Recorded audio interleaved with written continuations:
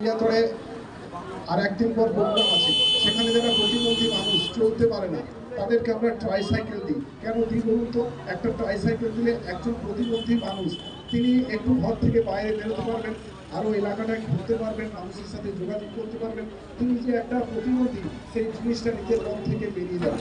এই জন্য যারা আবেদন করে আমরা তাদেরকে এটা প্রদান করি। আমরা প্রত্যেক বছর করি, এবছরও করছি। এখানেও কয়েকটা আবেদন আছে, তারা 30 তারিখে পাবে বেলিয়াতড়ে। এইভাবে বিভিন্ন কাজ, সমাজের বিভিন্ন কাজ আমরা করি।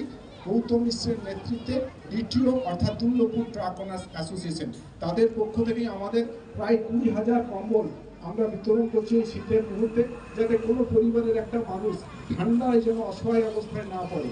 এটা আমরা বিভিন্ন থানা এলাকায় করি। তো ভাই সুখের সঙ্গের পক্ষ থেকে আমরা করতে চাই দাদা, তার ডাকে সাড়া দিয়ে কিন্তু আমরা আজকে এসেছি। এই যুবাদের সঙ্গে রাহুলের উদ্যোগে আমরা এখানে এসেছি এবং আপনারা সবাই এসছেন।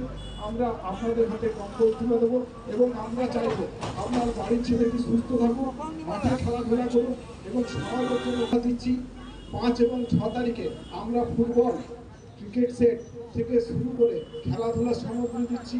আমরা অনেক কিছুই প্রদান করছি। তো যাই হোক, আজকে সন্ধ্যায় আর আমি বক্তব্য দীর্ঘায়িত করবো না, কারণ আমরা জানি আমরা এলাকার মানুষ, আমাদের হাতিভবন এলাকা আছে, যদি দূরে থেকে কেউ দেখছেন অসুবিধার মধ্যে পড়তে পারেন। তাই আমরা আমাদের তরুণ কর্মসূচি শুরু করব।